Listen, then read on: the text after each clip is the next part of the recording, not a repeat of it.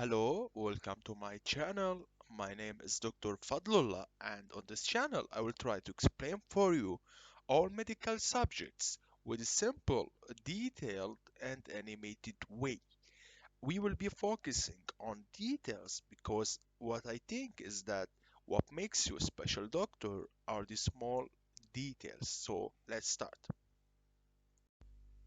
The first subject we are going to go through is the human physiology. So, what is a human physiology? It's the science that explains the specific characteristics and mechanisms of the human body that make it a living being. So, the fact that we remain alive is the result of complex control systems working together. For example, hunger makes us seek food, and fear makes us seek refuge. Sensations of cold make us look for warmth. So, the fact that we are sensing and feeling uh, beings is part of this automatic sequence of life. And these special attributes allow us to exist under widely varying conditions, which otherwise would make life impossible. Cells are the basic living units of the body. We have a cell here. A group of cells will be forming a tissue. A group of tissues will be forming an organ, and a group of related organs will be forming a system. For example, the mouth, the esophagus, the stomach, and the intestine will be forming the digestive system. Each type of cell is specially adapted to perform one or a few particular functions. For instance, the red blood cells, numbering about 25 trillion cells, which is around 25% of total human body cells, transport oxygen from the lungs to the tissues. Also, the other types of cells perform totally different functions. For example, the muscle cells or the muscle tissues are related for the strength and the support for the human body. Although the many cells of the body often differ markedly from one another, all of them have certain basic characteristics that are alike. For instance, oxygen reacts with carbohydrate, fat, and proteins to release the energy required for all cells to function. Almost all cells also have the ability to reproduce additional cells. About 60% of the adult human body is fluid, mainly a water solution of ions and other substances. Two-thirds of this fluid is found inside the cells and we call it the intracellular fluid. The remaining one-third is found outside the cells and we call it the extracellular fluid. In the extracellular fluid are the ions and nutrients needed by the cells to maintain life. So all cells live in essentially the same environment, the extracellular fluid. For this reason, the extracellular fluid is also called the internal environment of the body. There's differences between extracellular and intracellular fluids. So in the extracellular fluids, there's large amounts of sodium, chloride, and bicarbonates. On the intracellular fluid, there is a large amount of potassium, magnesium, and phosphate ions instead of the sodium and the chloride ions found in the extracellular fluid. Cells are capable of living and performing their special functions as long as the proper concentrations of oxygen, glucose, different ions, amino acids, fatty substances are available in this internal environment or in the extracellular fluid. And here comes the importance of the homeostasis. So, what is homeostasis? So homeostasis is the maintenance of nearly constant conditions in the internal environment. And all organs and tissues of the body perform functions that help maintain these relatively constant conditions.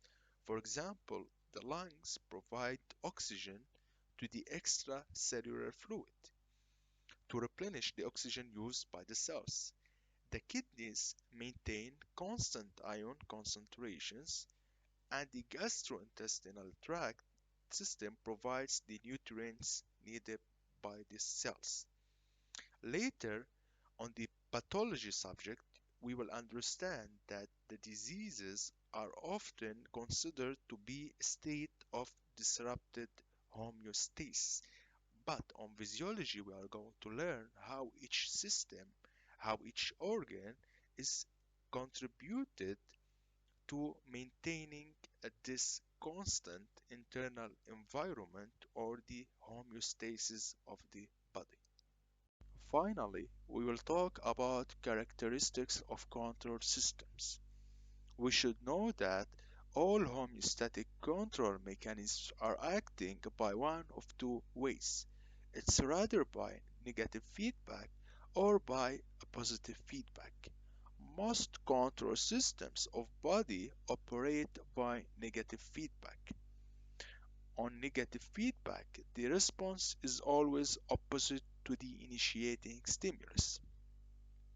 Here is an example of negative feedback. In the regulation of carbon dioxide concentration, a high concentration of carbon dioxide in the extracellular fluid increases pulmonary ventilation. This in turn decreases the extracellular fluid carbon dioxide concentration because the lungs expire greater amounts of carbon dioxide from the body. In other words, the high concentration of carbon dioxide activate events that decreases the concentration toward normal, which is negative to the initiating stimulus.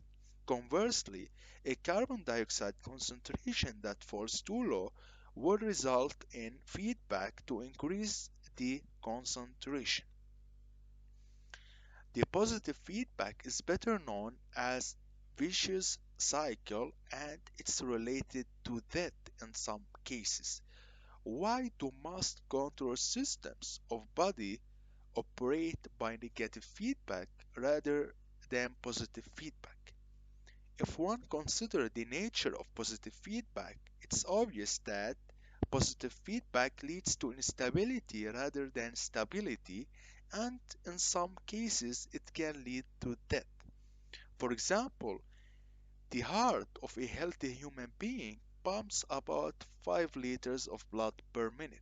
If the person is suddenly bled 2 liters, the amount of blood in the body is decreased to such a low level that not enough blood is available for the heart to pump effectively. As a result, the arterial pressure falls and the flow of blood to the heart muscle through the coronary vessels will decrease. This scenario results in weakening of the heart, a more diminished pumping, more decrease in coronary blood flow, and still more weakness of the heart. The cycle repeats itself again and again until death occurs. But positive feedback can sometimes be useful. In some instances, the body uses positive feedback to its advantage. For example, in blood clotting, when a blood vessel is ruptured and the clot begins to form, multiple enzymes called the clotting factors are activated within the clot. Some of these enzymes act on other unactivated enzymes of the immediately adjacent blood, thus causing more blood clotting. This process continues until the hole in the vessel is plugged and the bleeding no longer occurs. Another example, in childbirth, when uterine contractions become strong enough for the baby's head to begin pushing through the cervix, stretching of the cervix sends signals through the uterine muscle back to the body of the uterus, causing even more powerful contractions. Thus, the uterine contractions stretch the cervix, and the cervical stretch causes stronger contractions. And when this process becomes powerful enough, the baby is born.